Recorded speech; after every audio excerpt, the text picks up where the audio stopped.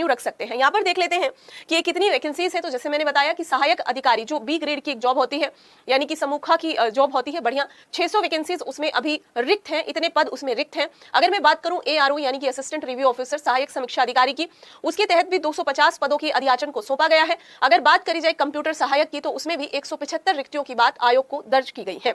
यहाँ पर बात कर लेते हैं हम लोग कि अगर इसके एजुकेशनल क्वालिफिकेशन यानी कि योग्यताओं के अंतर्गत जो सबसे महत्वपूर्ण योग्यता होती है शैक्षणिक योग्यता, शैक्षणिक योग्यता के तहत किसी भी स्ट्रीम में, स्ट्रीम का कहने का मतलब है कि आप बीकॉम हो सकते हैं यानी कॉमर्स यानी वाणिज्य में आप अपना ग्रेजुएशन हो सकते हैं, या फिर आप साइंस वर्ग में हो सकते हैं, विज्ञान वर्ग में BSc आपका हो सकता है, आप BA हो सकते हैं, बैचलर ऑफ आर्ट, आप किसी भी श्रेणी में आपकी ग्रेजुएशन होनी चाहिए। और यहाँ पर वह सभी ग्रेजुएट या समकक्ष डिग्री धारक इस समीक्षा अधिकारी के लिए, यहाँ पर कई बार कंफ्यूजन हो जाता है स्टूडेंट्स का कि समीक्षा अधिकारी के लिए क्या कोई कंप्यूटर आदि की शैक्षणिक योग्यता होनी चाहिए क्या। तो मैं आपकी इस चीज को क्लियर कर देती हूँ। आयोग की वेबसाइट पर बिल्कुल नोटिफिकेशन में क्लियरली रहता है कि जो सामान्य भर्ती होंगी, जो सामान्य पदों पर चयन होंगे समीक्षा अधिकारी के लिए, एक होते हैं विशेष और एक होते हैं सामान्य। तो जब हम सामान्य की बात करते हैं तो सामान्य के अंदर केवल और केवल ग्रेजुएशन ही मान्य होता है, राइट।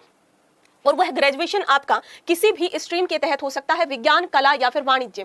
जब हम बात करते हैं कुछ स्पेसिफिक पोस्ट की तो उनके अंतर्गत उर्दू, हिंदी आदि आदि या फिर कंप्यूटर, डोएक, इस तरीके की चीजें वहां पर मान्य होती हैं। इस चीज को बिल्कुल दिमाग में बैठा लीजिएगा कि इस बार यहाँ पर आप देख सकते हैं एनी स्ट्रीम, और दूसरी बात एनी परसेंटेज, यानी कि इसमें कोई भी ऐसा स्पेसिफिक परसेंटेज क्राइटेरिया मान्य नहीं है कि आपके 100 या 100% या 98-95% मान्य होंगे।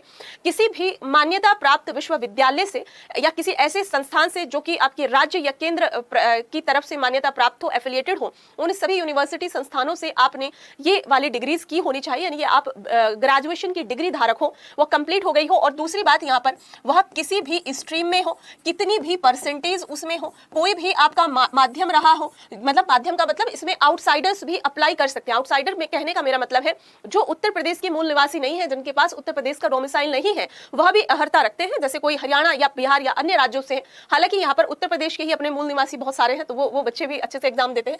यहाँ पर हम बात कर रहे हैं किसी भी लैंग्वेज या फिर आप किसी भी डिस्टेंस एजुकेशन लर्निंग सेंटर से पढ़े हो, जैसे कि कई बार इग्नू से कोई बच्चे अपनी ग्रेजुएशन डिग्री को करते हैं। नेक्स्ट बात कर लेते हैं स्पेशल क्वालिफिकेशन की, यानी कि विशेष जो चयन की आवश्यकता पड़ती है, विशेष योग्यता की आवश्यकता पड़ती है, वो कुछ स्पेशल पोस्ट के लिए पड़ती है। स्पेशल पोस्ट का मतलब जैसे मैंने अभी बताया आपको कि कुछ विशेष चयन होते हैं और कुछ सामान्य चयन होते हैं। जब हम बात करते हैं यहाँ पर अकाउंट्स की, यानी कि ये आपकी जो लेखा से संबंधित रिक्तियां आती हैं, उसमें मेंशन रहता है कि 120 समथिंग वैकेंसीज, 4 वैकेंसीज, ऐसे करके लास्ट ईयर के नोटिफिकेशन में आप इन चीजों को देख सकते हैं।